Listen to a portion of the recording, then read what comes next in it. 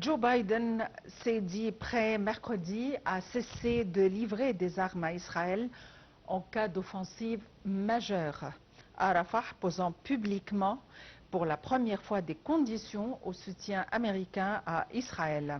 S'ils entrent à Rafah, je ne leur livrerai pas des armes qui ont toujours été utilisées contre des villes, a-t-il affirmé dans un entretien avec la chaîne CNN. Voyons les détails dans ce compte rendu.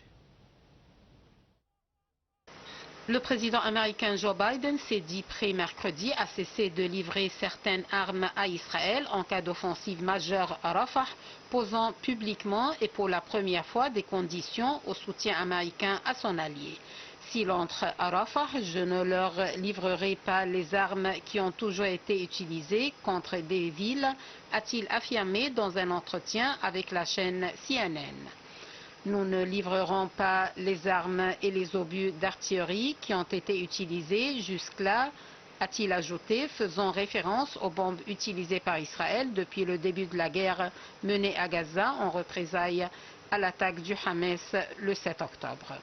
Interrogé sur la décision américaine de suspendre la livraison d'une cargaison de bombes, il a commenté « Des civils ont été tués à Gaza à cause de ces bombes » et ajouté que c'est mal. Selon un haut responsable américain, les États-Unis ont suspendu la semaine dernière la livraison d'une cargaison composée de 1800 bombes de 907 km et de 1700 bombes de 226 km, alors que l'armée israélienne se préparait à lancer une offensive limitée, selon elle, à Rafah, que d'aucuns craignent comme étant le prélude à un assaut d'ampleur. Ce faisant, les États-Unis joignent l'acte à la parole après des mises en garde répétées contre toute offensive majeure dans la ville du sud de la bande de Gaza, où 1,4 million de Palestiniens ont trouvé refuge, pour beaucoup ayant fui les bombardements dans le nord. Interrogé sur les opérations en cours à Rafah, où l'armée israélienne a déployé des chars et pris le contrôle d'un point de passage frontalier, Biden a dit qu'elle ne touchait pas des centres de population, laissant entendre que pour Washington, il ne s'agit pas de l'opération à grande échelle tant redoutée. L'administration démocrate du président Biden a déjà pris des mesures plus modestes pour manifester son mécontentement à l'égard du Premier ministre israélien, notamment en imposant des sanctions aux colons israéliens extrémistes, mais elle a résisté jusqu'aux appels à conditionner son aide militaire. Mais elle a résisté jusqu'ici aux appels à conditionner son aide militaire.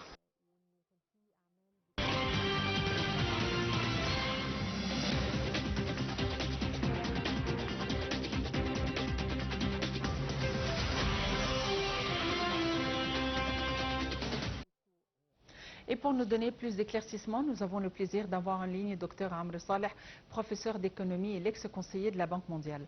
Dr Amr Saleh, bonsoir et bienvenue avec nous. Oui, bonsoir, comment allez-vous? Oui. Docteur Amr Saleh, l'Égypte et les Émirats arabes unis se tendent la main de manière à coopérer ensemble quant à la question de Rafah, la question palestinienne en général et la question de Rafah. Quelles sont les caractéristiques de cette coopération? Écoutez, c'est une question très importante de la coopération que l'Égypte mène actuellement avec les pays arabes pour acheminer les aides humanitaires.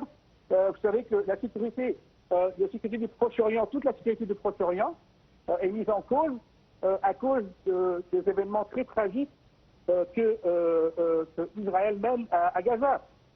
Et donc, vous avez en fait des appels constitutifs pour créer une paix durable au Proche-Orient, et puis vous avez aussi des politiques lamentables de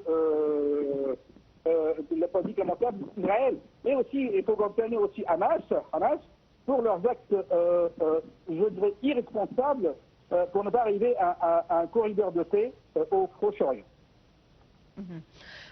Docteur Amr Saleh, évidemment, la question de Rafah préoccupe, du moins nous préoccupe, nous, dans la région. C'est une escalade non désirée, évidemment, une escalade terrifiante, voire même. Finalement, Joe Biden vient de faire des déclarations selon lesquelles il se serait probablement de livrer des armes à son allié israélien au cas d'une invasion majeure. Comment lisez-vous cette déclaration? Écoutez, moi je crois que le rôle américain, n'a pas aidé à une paix. Vous savez que les Américains, lorsqu'ils ont voulu faire la paix en Bosnie-Herzégovine, ils l'ont fait, hein, et les avions et la US Force avaient attaqué les bases à l'époque des Serbes, pour créer une paix durable au Proche-Orient. Moi, je crois que les États-Unis, s'ils avaient voulu faire une paix, je crois qu'ils auraient largement aidé à la création d'une paix durable au Proche-Orient, car, vous savez, la plupart des pays arabes sont pour la paix. La plupart des pays arabes qui ont subi des guerres depuis 1948 jusqu'à la guerre Kippour avec l'Égypte, qui avait fait la dernière guerre avec les pays arabes, mais aussi il faut se rappeler des guerres entre Israël et le Liban, la dernière attaque de l'Iran, les guerres et les attaques à Gaza et les morts parmi l'armée israélienne et la population israélienne. Donc je crois que si les Américains auraient voulu avoir une paix, mais vous savez mieux que moi que c'est une idéologie israélienne, c'est une idéologie de l'État hébreu, malheureusement, je ne dirais pas des Juifs, mais une idéologie de l'État hébreu et d'une partie de l'État hébreu, car il y a une partie des Juifs en Israël et dans le monde qui sont contre cette guerre. L'équation est très simple, vous savez, la terre contre la paix. On donne une parcelle de terre, vous avez cette terre et on a l'autre, et puis voilà, c'est la paix. Mais je crois que l'extrémisme dans le gouvernement, malheureusement dans le gouvernement israélien, qui est nourri par certaines parties et factions politiques et business aux États-Unis, n'aident pas à créer une paix durable au Proche-Orient. Pour moi, la question est très simple.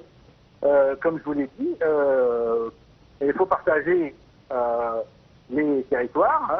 Les Palestiniens et les Arabes ont accepté cette question après 1967. Bon, à mon avis, ça aurait été très simple pour les populations arabes et les populations israéliennes. Mais encore, comme je vous dis, je crois que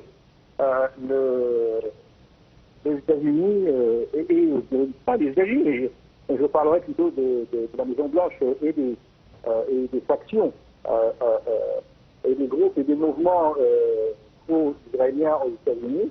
Je crois qu'il faut peut-être condamner leurs actions, à mon avis, irresponsables et idéologiques, qui n'est pas du tout en faveur d'une paix au Proche-Orient. Et vous savez, tant qu'il y a des morts, tant qu'il y a des sacrifices, moi je peux vous dire que tout ce que les Israéliens ne sortent pas, mais en Égypte, il y a quelque chose qui s'appelle le TAR. Et vous connaissez peut-être le TAR, ça c'est une chose qui est très connue en Égypte. Les Égyptiens n'oublient jamais